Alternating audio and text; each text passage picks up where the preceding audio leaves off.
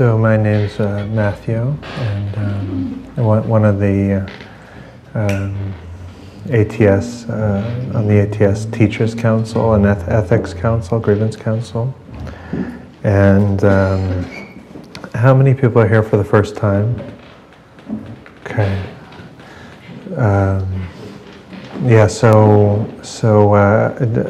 not just for new folks, but some people may not know. I want to share the email that was sent on Saturday, and just as a kind of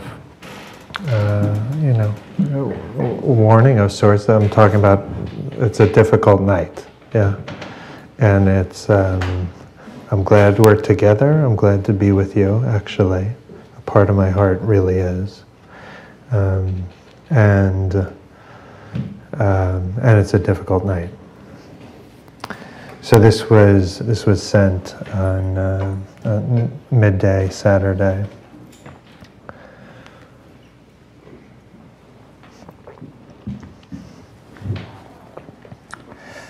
Dear Sangha, we're writing to inform you of the outcome of the investigation into Noah Levine's conduct and the future of ATS.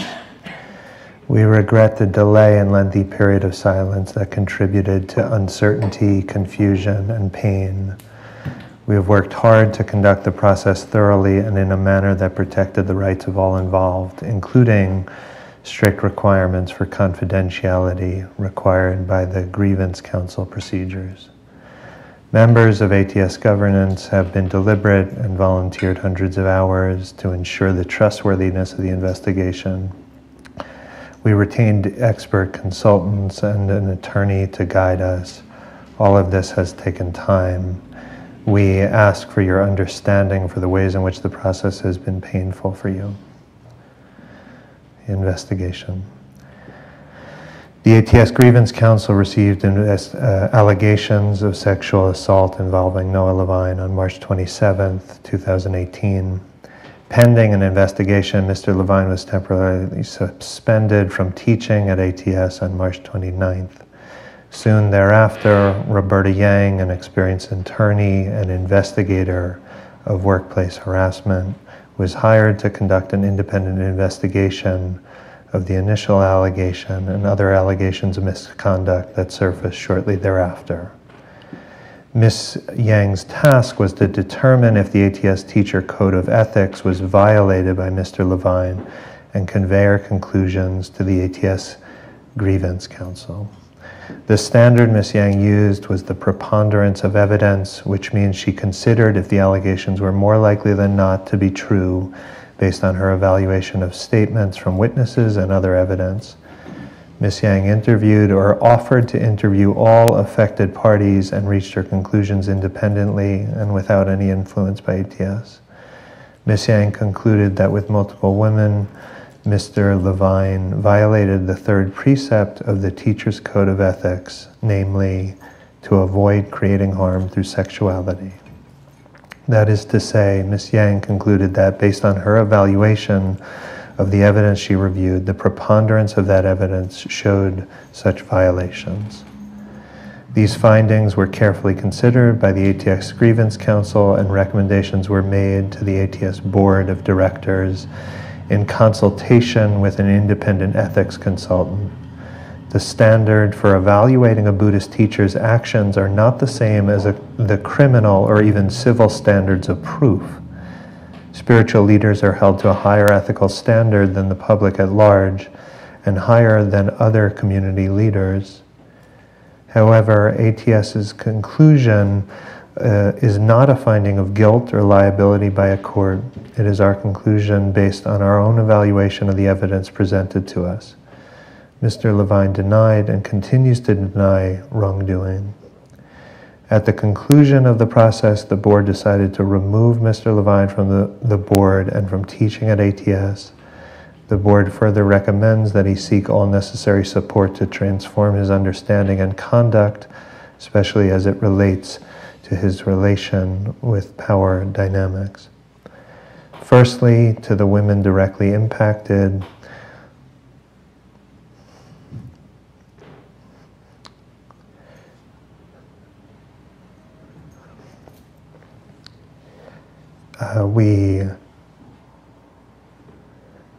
we wish to remain available to you and provide whatever support we can that you might find helpful. We consider this another critical moment to study the way that different treatment based on gender constellates in the ATS community specifically and society more generally. Events such as this have the power to shake one's confidence in the refuge of Buddha, Dhamma, and Sangha.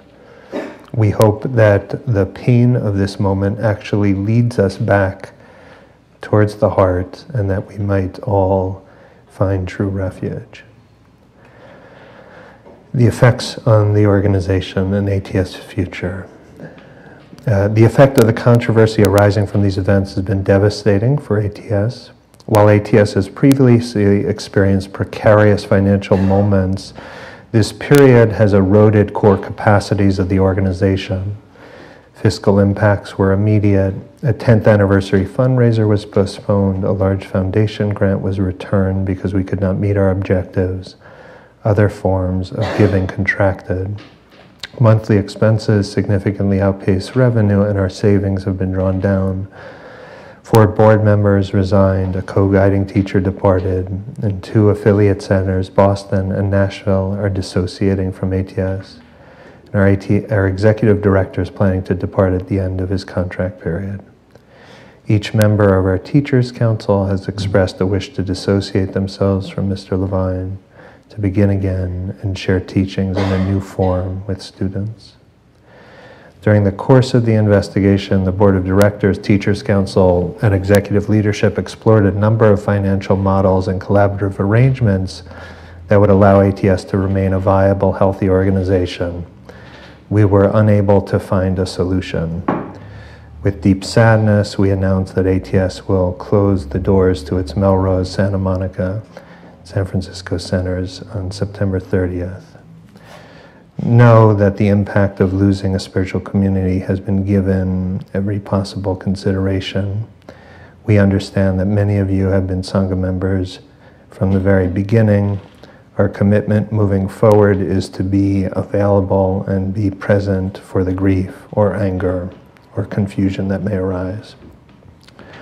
Moving forward. While we have tried to navigate this time with as much skill as we have, we know that these events are a lot and land in different ways for you.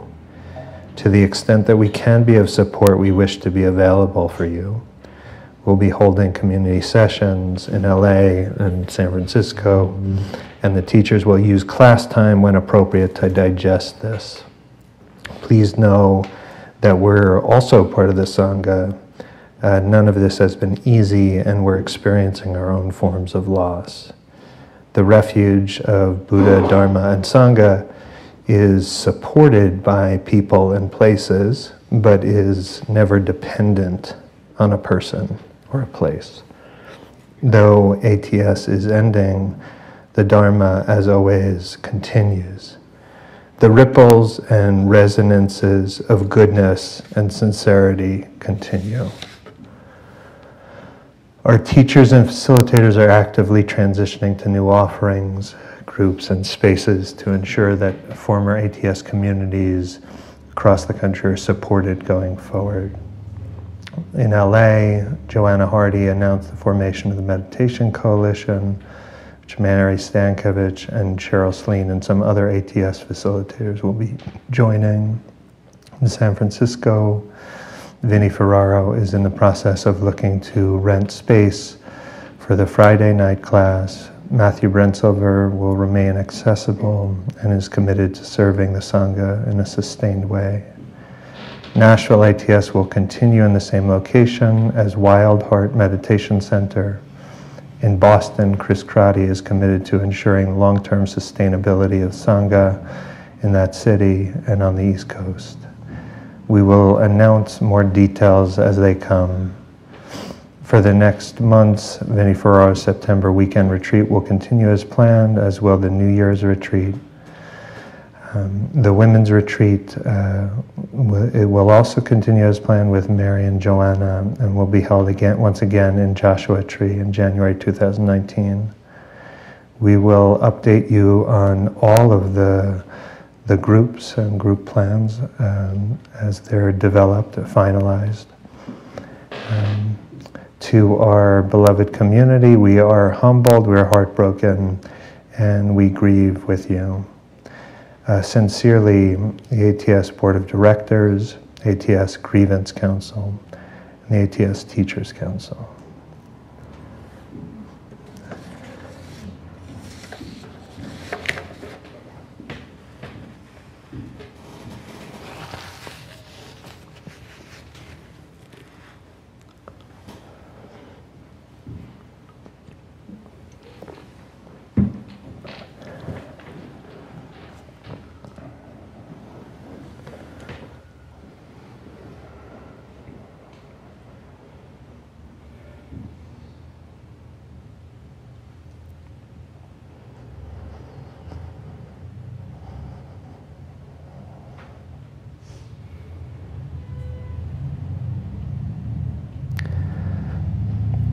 So I began sitting with this community in 2005, and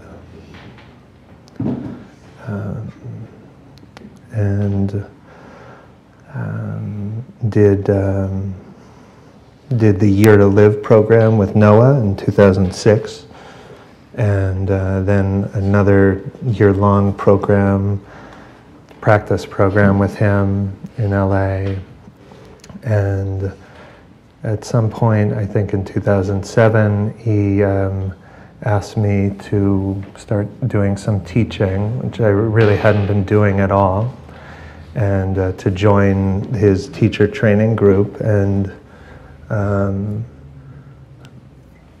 it's very, very, very likely quite possible I never would have been teaching without that, actually, and certainly would not have been, wouldn't be here.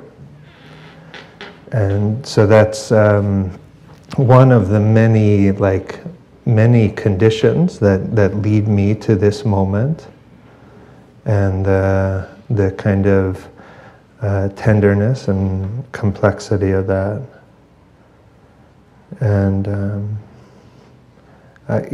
for my part, ATS has been. I started teaching the first week it opened in Hollywood, and it's been the longest running institutional connection for me. And so I've been teaching a weekly or bi-weekly group for at least 10 years now with ATS.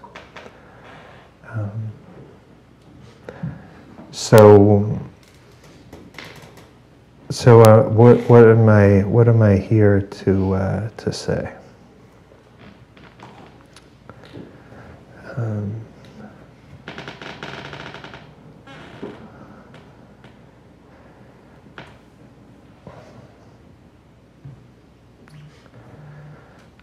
First, it's to say sorry.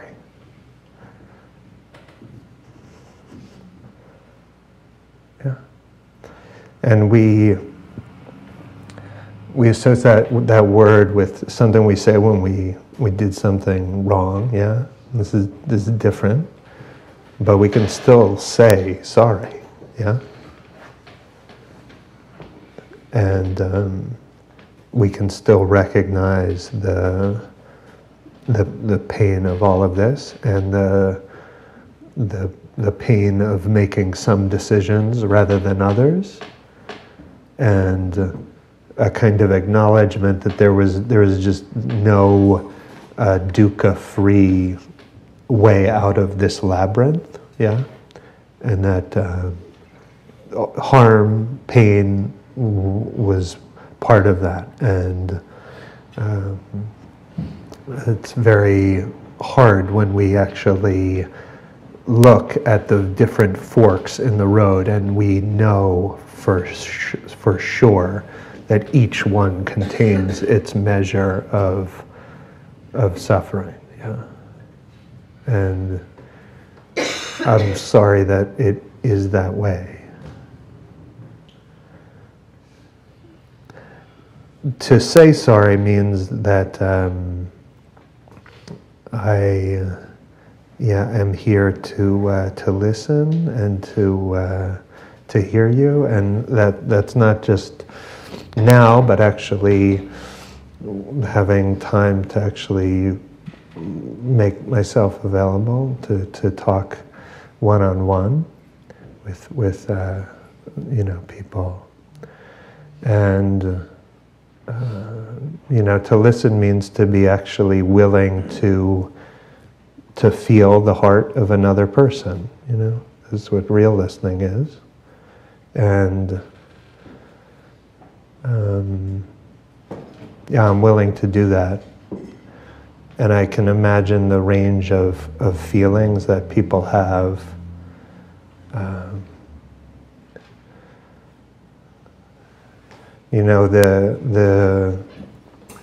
The nature of the kind of Dharma relationship of practitioner, teacher, student. It's a very, I think of its, I think of its basis as love. Like that's the texture of it, and sometimes that love makes it difficult. We sort of feel like love is incompatible with rage or grief or fear. Yeah, but I don't feel that way, and I feel like at least at this moment, it's my job to to bear whatever it is in your hearts, and to know, for you to know that I can do that, yeah.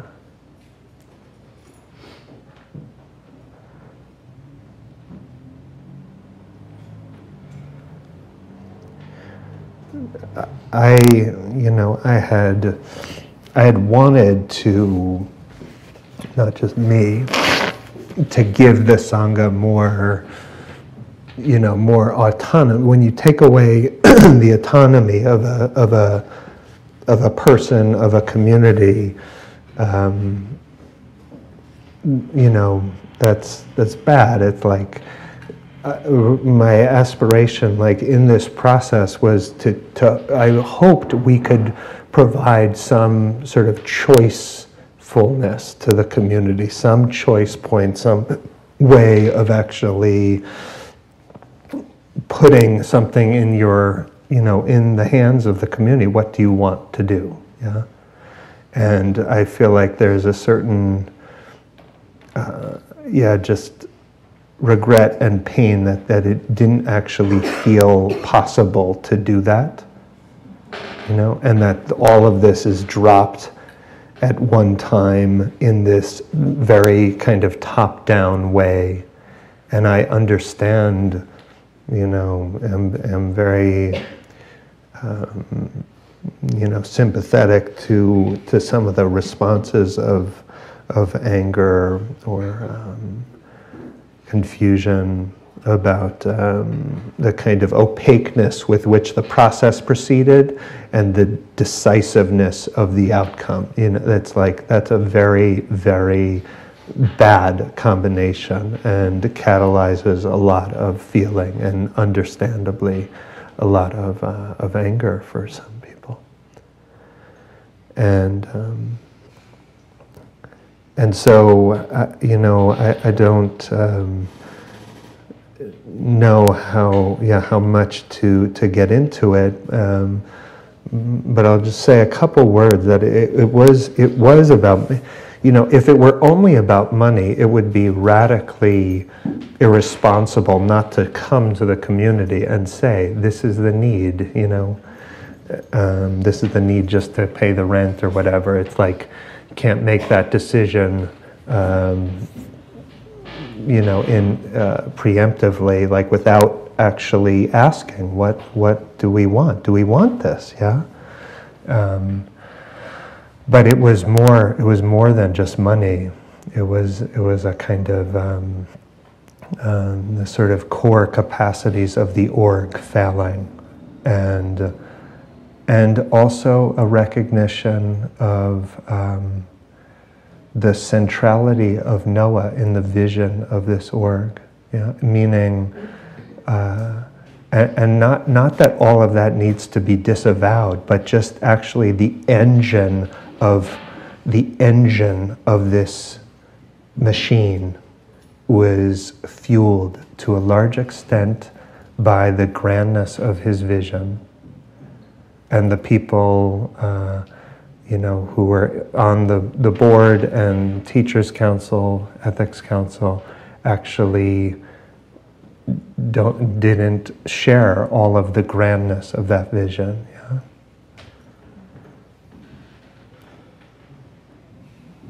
And then there is also this sense of a certain kind of,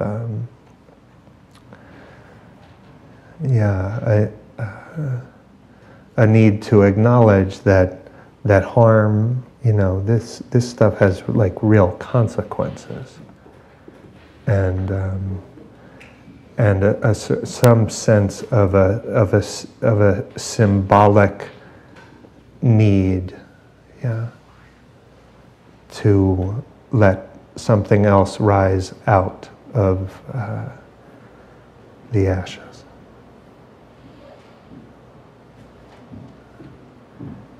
So I'm here to listen and learn, and I want to respect all the different stakes of people's hearts in this. You know, it's like we have our own particular investment in this. Our hearts are at stake in different ways. Yeah, and in events like this, I feel like they resonate, meaning like the event actually impacts and causes like those resonances in our own heart, but it resonates with our health and our wounds. Yeah. It resonates with our health and our wounds. So we find our health, we find our integrity, we find what we care about, we find what we cannot abide, we find like the no of love. Yeah. And events like this also are there's this reverberation with what is unfinished in our own hearts. Yeah. And it's not to say that all the wisdom is in the health and there's no wisdom in the wound, yeah? But we do our best to actually mine the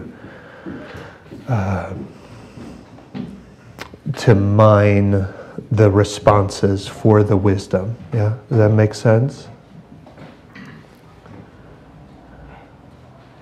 Say that again.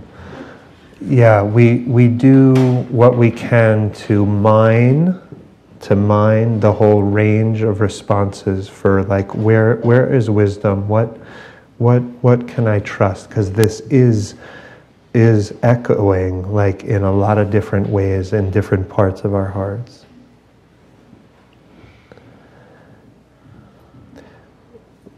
Robert Thurman said one time, kind of joked, is like all this talk of, you know, practice, and said like, when is the concert? Yeah, right. And this is the concert. Yeah. You know, that way in which the teachings, like, they're just maybe vaguely hypothetical, you know, and then all of a sudden something gets very real, and it's like, oh, this needs my wisdom. This needs my compassion.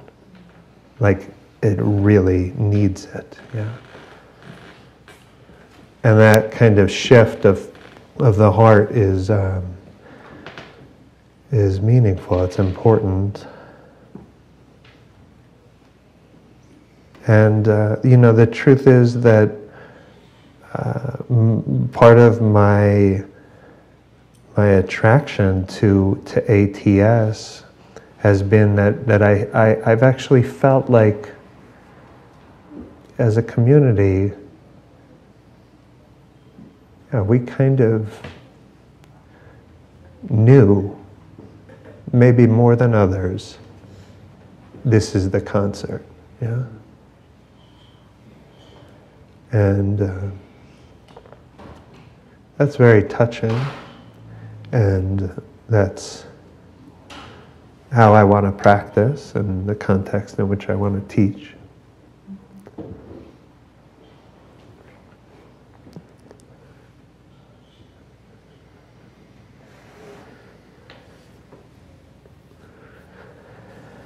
So, yeah, in closing, I'm here to maybe lend some of my confidence in the heart. You know.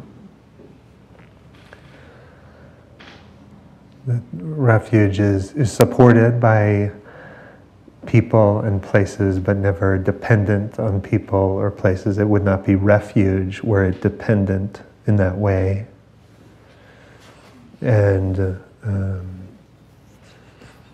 yeah, that maybe in some way, we can actually find this kind of refuge of the heart.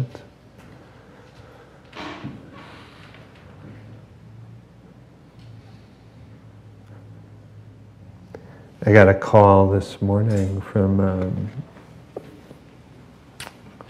one of the leaders of the kind of insight movement who had just learned about this and knows our scene, and said, he just said, like, well, you know, there's so much goodness that it's so much goodness there, like just in the sangha, that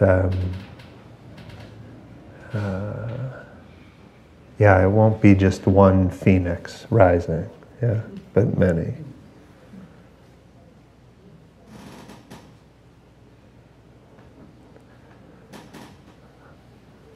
So as I open this up,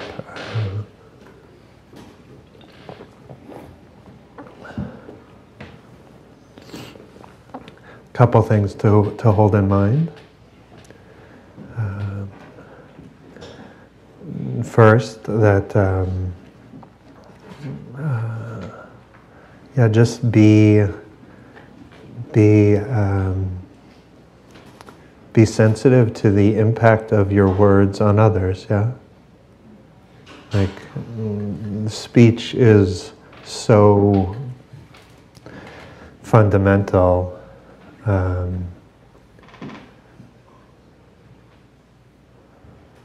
At some point, like I think there's some Buddhist maxim, like if you can't be mindful, just you make your practice careful speech. That would be enough, yeah. And that doesn't mean that we have to cut the edges off of our feelings or sanitize everything, but actually just to know that the words impact others. Yeah, we're in a kind of relational field. And and know that you will have opportunities to speak one-on-one, and so it may be that certain sentiments actually are left best left to a conversation that we can have one-on-one privately. Yeah, and I do want to hear you, and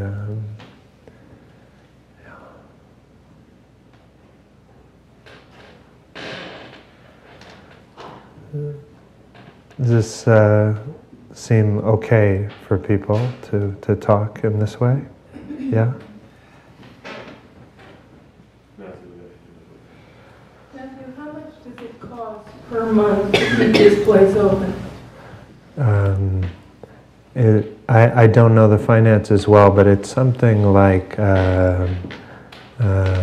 maybe $12,000. And you don't bring in close to that much? We've been. I don't want to speak out of turn because I don't know that it's appropriate to get into the details at this moment. But we've been sort of like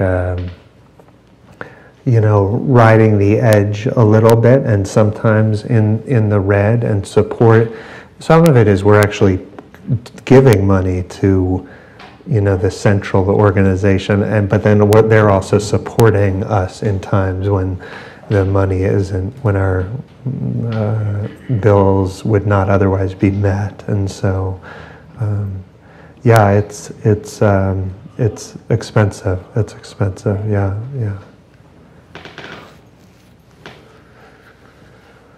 Please. Well, I just want to express that I think people here are very much here for you too. It can't be easy being out there, and I just want to express the gratitude for being vulnerable and being available. So thank you. Yeah. Please.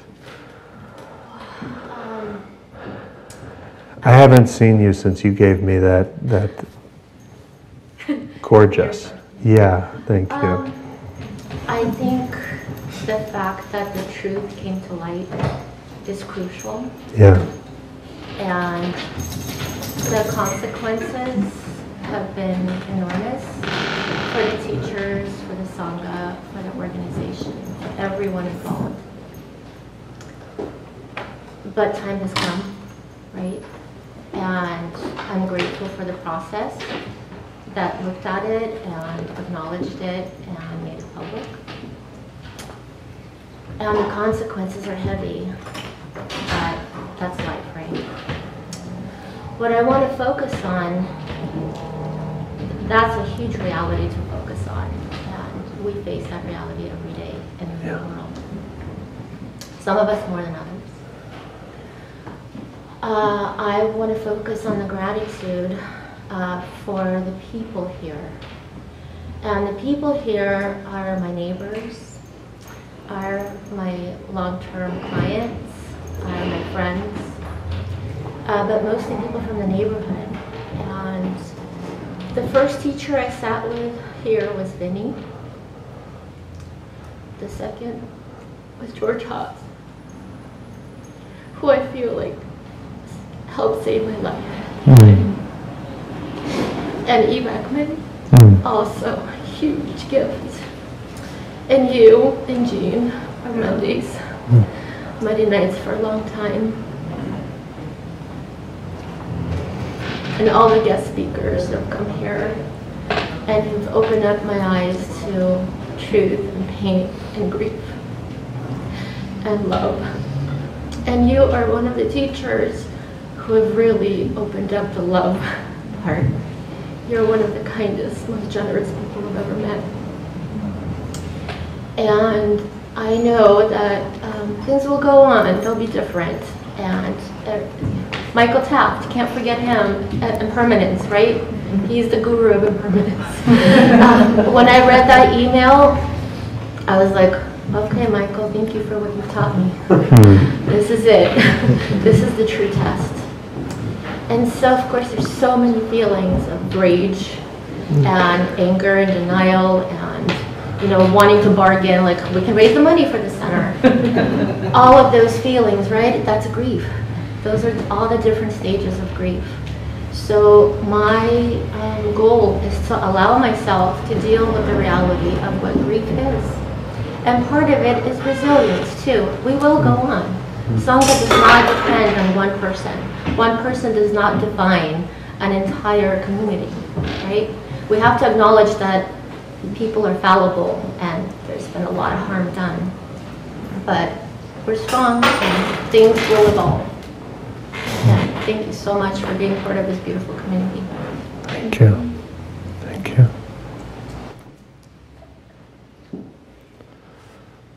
I think it would be helpful to hear, I think an effort has been made to be as transparent as is sort of appropriate in a very sensitive situation. I think you've had more visibility. It might be helpful to hear from you. Do you believe the process and the outcome have integrity? Yeah, do I believe the process and the outcome have integrity?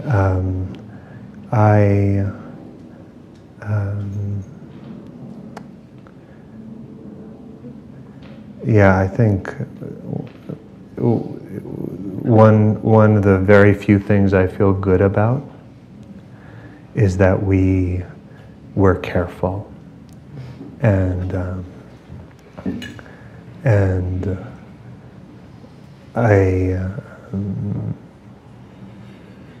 I do think we were the process was fair and thorough and respected the different people involved. Yeah.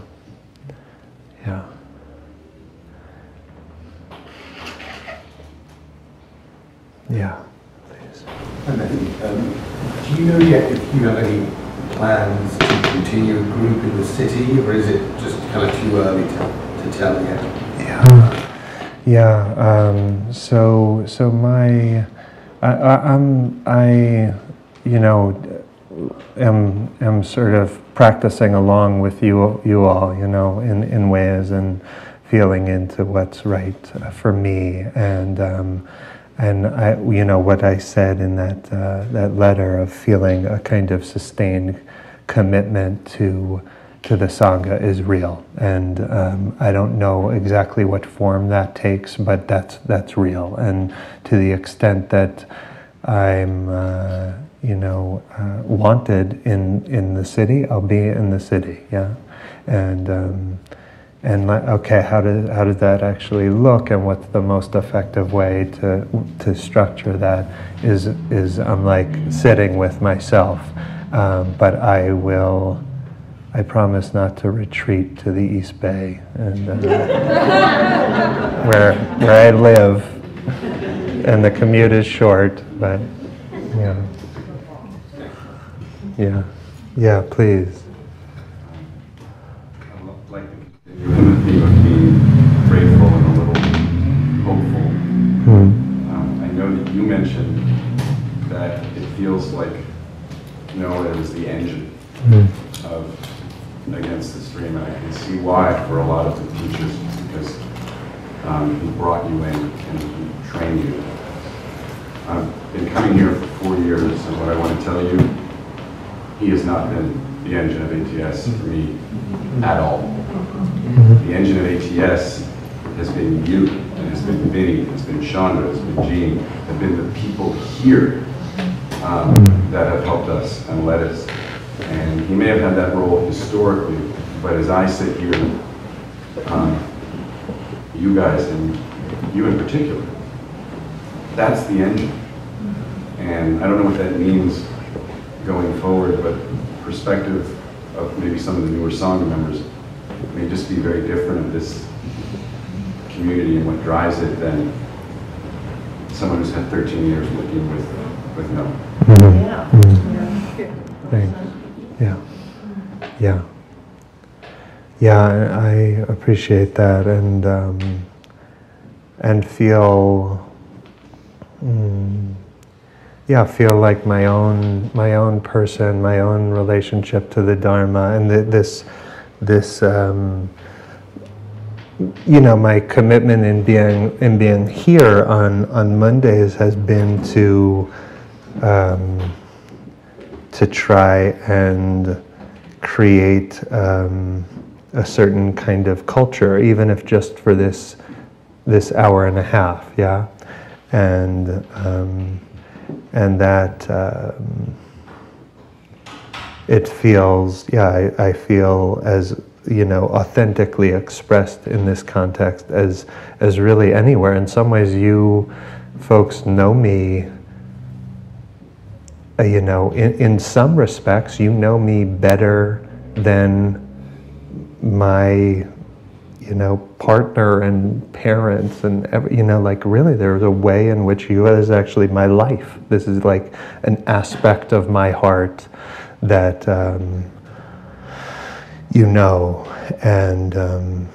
and so I'm glad that that's felt supportive and like an engine in some way, and yeah, and there's this reality around the actual functioning of the larger org that actually exists to support whatever happens here, yeah, and provides the kind of opportunity for us to be together in this way that we come together, and for that there's a lot of people involved, and Noah quite principally one of them, and so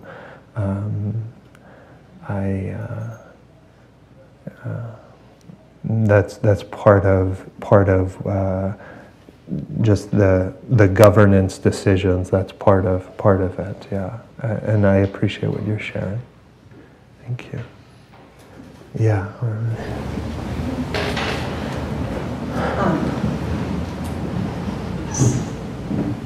So I've been sitting with this community for, I think almost 15 years, a long time, before we were ATS. Yeah.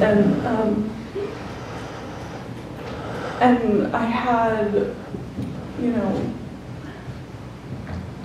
a lot of personal concerns of becoming ATS. And a lot of that was around Noah culture, which wasn't just Noah.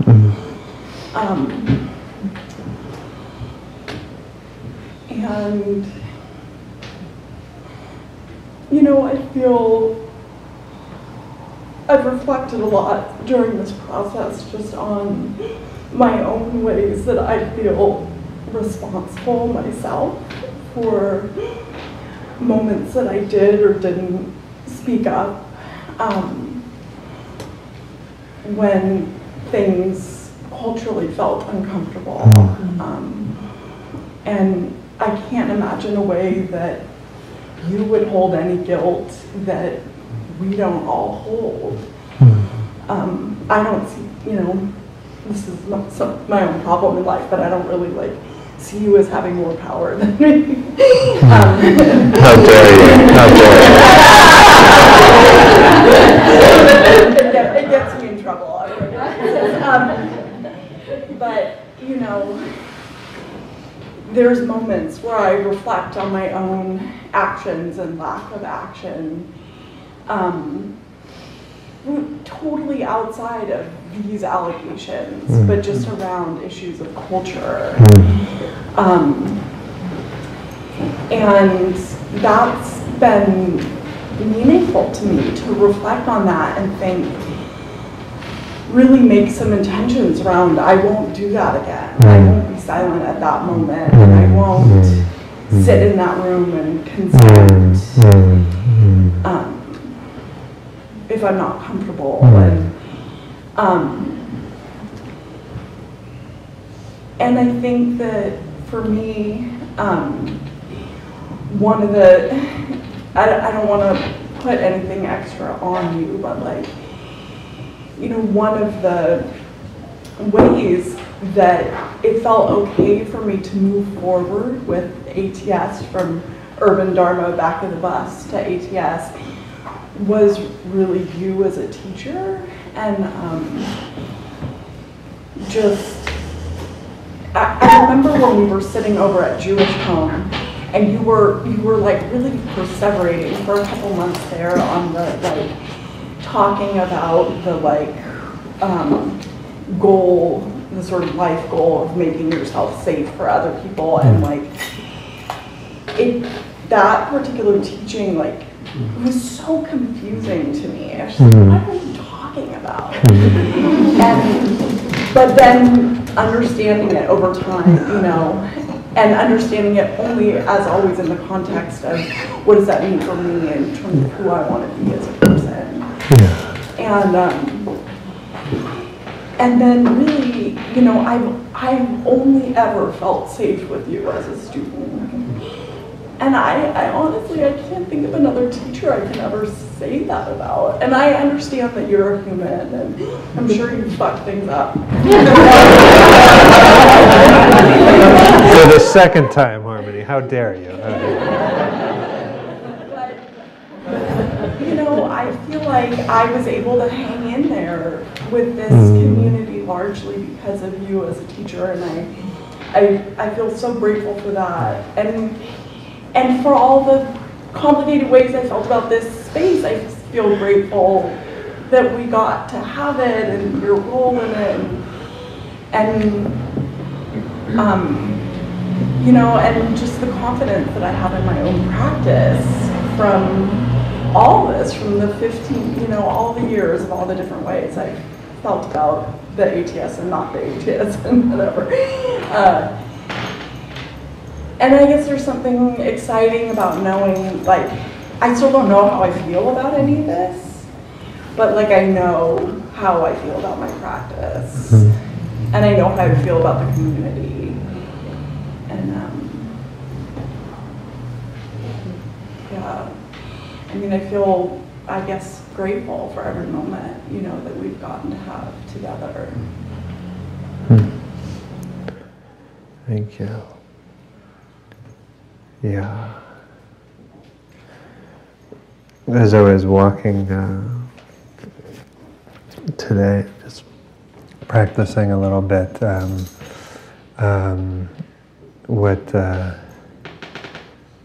what came to mind was that kind of that phrase of like, oh, somebody's living on borrowed time, yeah, and just feeling like.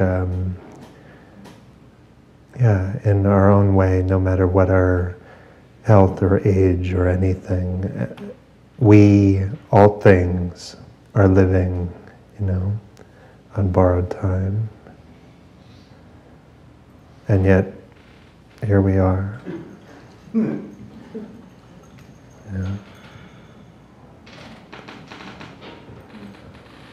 Let's just sit for a couple minutes.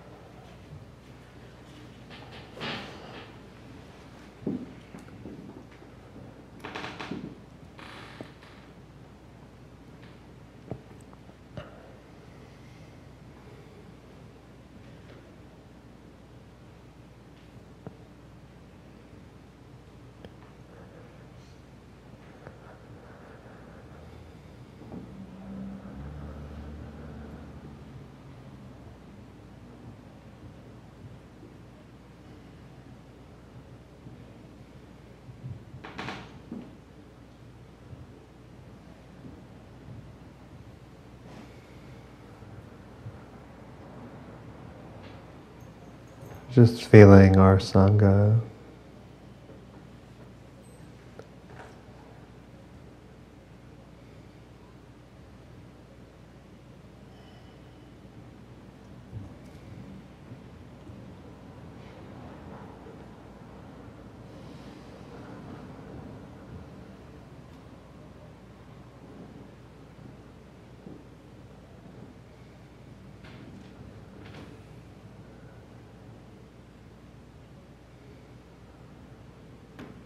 honoring all that's good.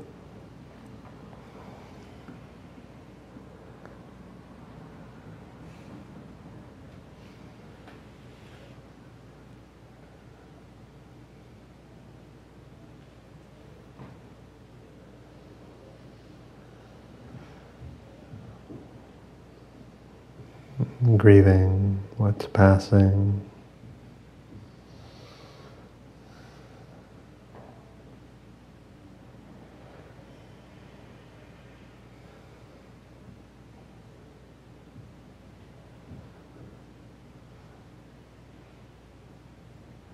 Waking up to our integrity, all of our yeses and all of our nos.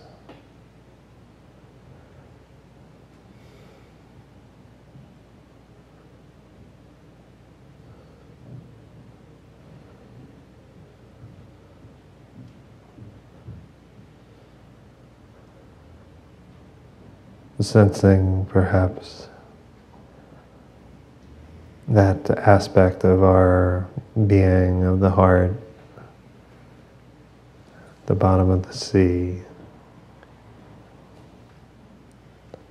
vulnerable and protected.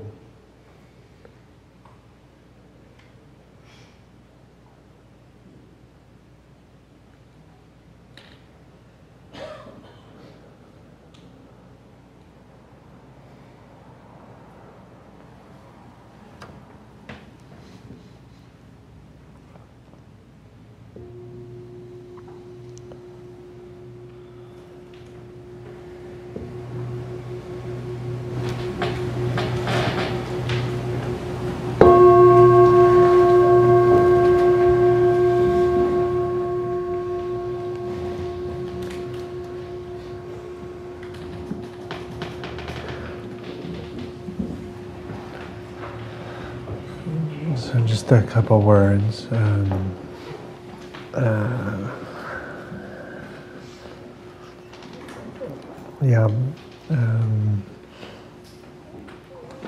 There are, conversations and explorations and plans for what form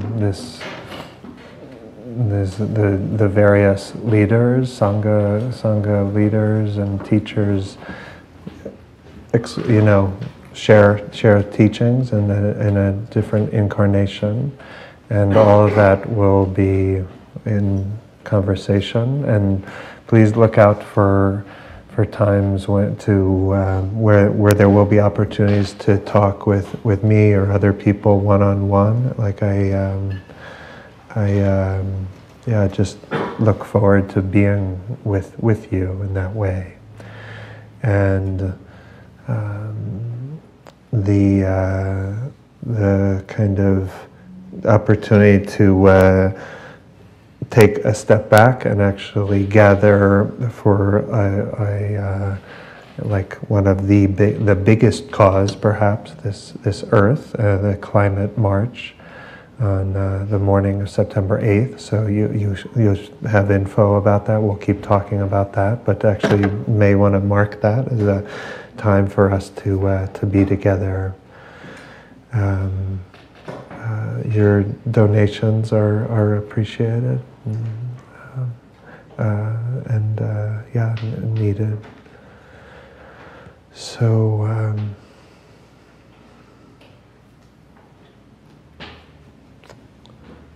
thanks for being here and hanging with it.